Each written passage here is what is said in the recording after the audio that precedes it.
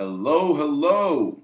Hello, hello, hello. Good morning. Happy Friday, everybody. Welcome to the pre-market prep session to round out this wonderful week. My name is Adam Holland. Welcome to the December 8th, 2023.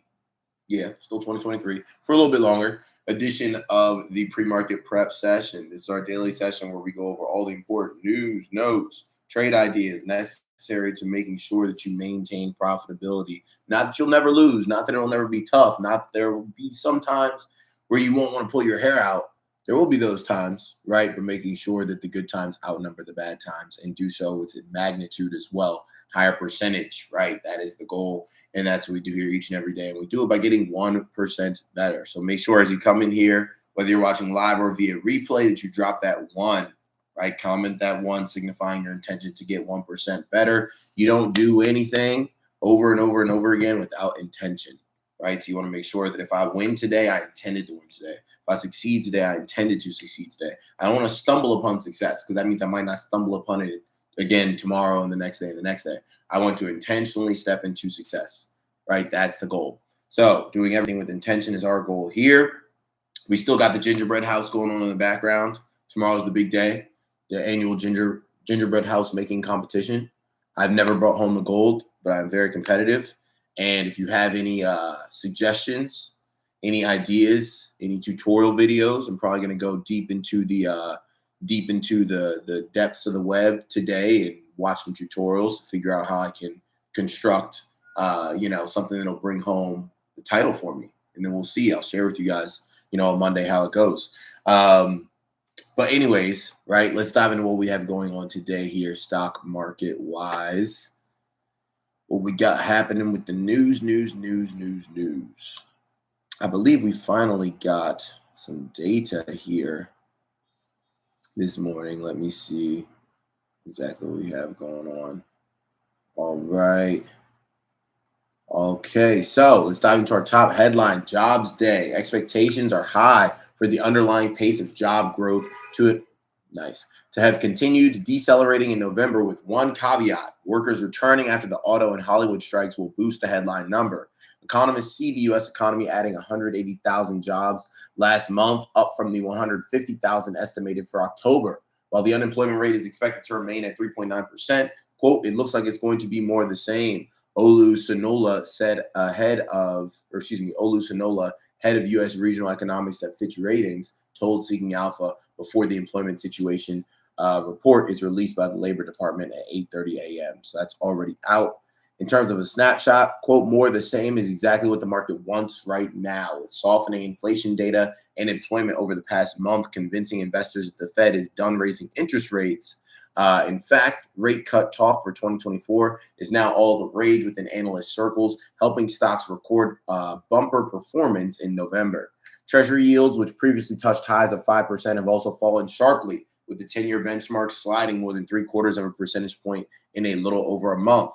As a result, today's report will help determine whether the recent rally has been justified or if traders have gotten farther ahead of the central bank. The non-farm payrolls number is important because it's one of the Federal Reserve's two main jobs in managing the economy, maintaining full employment and price stability. This morning's numbers will also come during the Fed's quiet period ahead of the next week's policy meeting, where the probability the central bank will hold its policy rate at 5.25 to 5.5% currently stands at 97.7%. So everyone is expecting them to hold. What else to watch? Pay attention to the average hourly earnings figure today to assess the risk of an inflation rebound. Average hourly earnings are estimated to rise by 0.3% month over month in November, up from 0.2% in the previous month. On a year-over-year basis, though, AHE is seen rising 4%, easing from 4.1% in October. There will also be a fresh consumer price index report to digest next week, which is set to influence the Fed's summary of economic projections and upcoming path of interest rates. So there we go with it. Let's see exactly what the data ended up being that we got here, as well as how the market is reacting to it. Do we have Thinkorswim that's still up and ready to go? Let's check that out. I feel like the main thing is really just seeing how the market reacted to the data more so than the data itself. So it looks like the initial reaction to the data was selling that was then bought up. So, we'll see if selling then ensues when the market opens here. But the initial reaction was SPY dropping from like 458 to 456. So shedding $2, but now we've recovered that ground and we're actually, back above that area. We're back in like that 458 over 458 area. So SPY looking like it's recovered, but we'll see if that selling, kind of ensues once the bell rings. It could get started right back up again.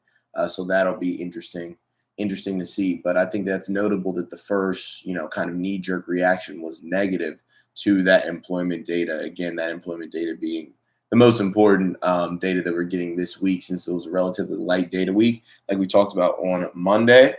Now, in terms of global news here, the yen rally. Japanese markets continued to decline on Friday for the third session in a row, while the yen rose as much as 1.1% after briefly jumping 4% on Thursday.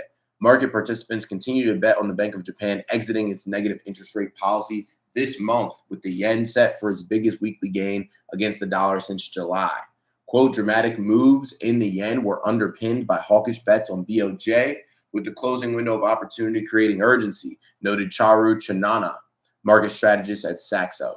The yen still paired its advance after the latest GDP data showed Japan's economy shrinking more than expected, which may complicate the BOJ's outlook. BOJ is just Bank of Japan.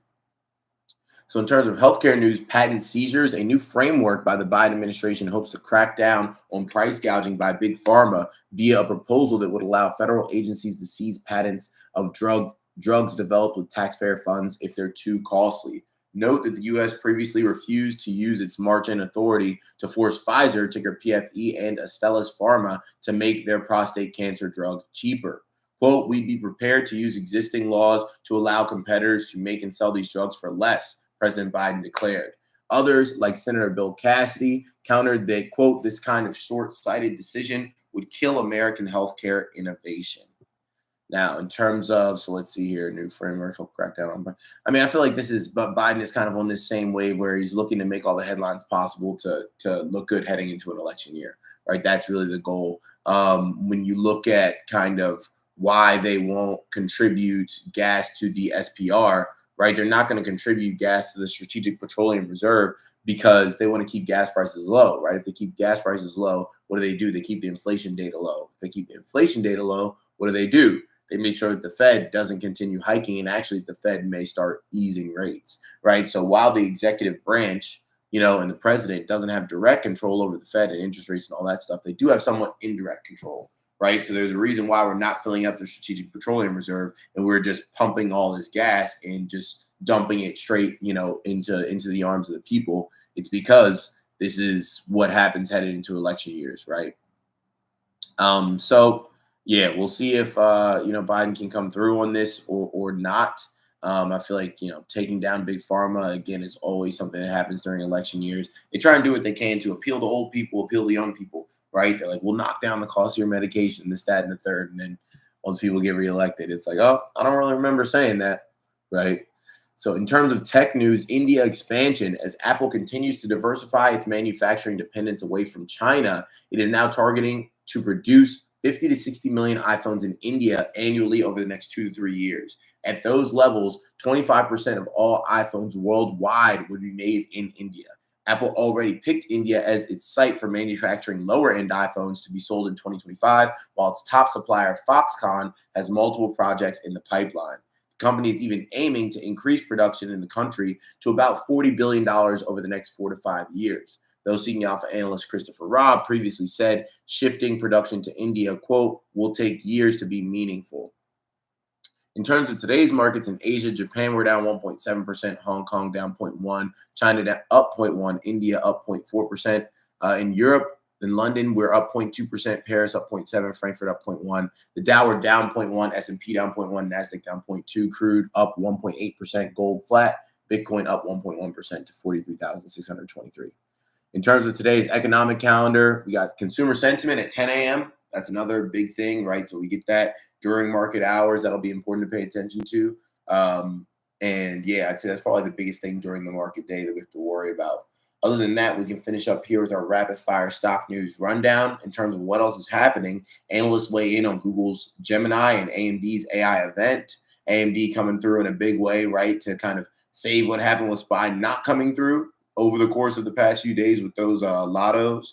But AMD, showing up and showing out, and all that bullish call flow that we saw was most definitely justified.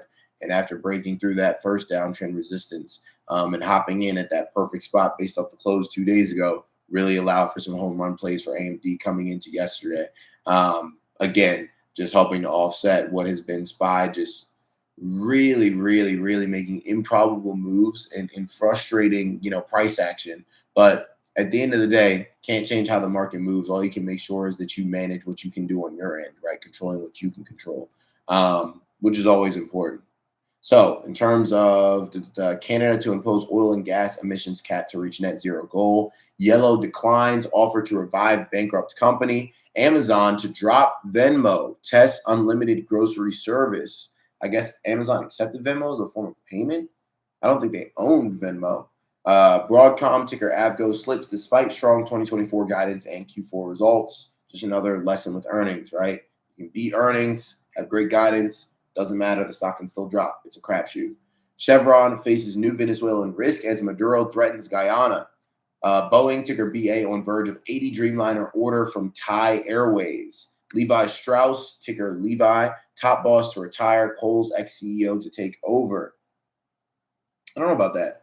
I feel like isn't Kohl's like bankrupt and like foreclosing everywhere? If that's the same CEO that did that, I don't know if I want them to come lead Levi. Lululemon, ticker Lulu, falls after investors digest holiday quarter outlook. That's weird because I feel like I bought a lot of Lulu for Christmas for my family, who also hopefully doesn't watch this, because then you probably know what you're getting for Christmas. In terms of 52, let's see here, $52 billion, Australian energy giants Woodside, ticker WDS, Santos in merger talks. And any of you guys on here, make sure, lips sealed, right? Lips sealed. Don't go busting out talking about the Christmas gifts that I got, even though I need to tell that to myself because I might have just told on my own darn self.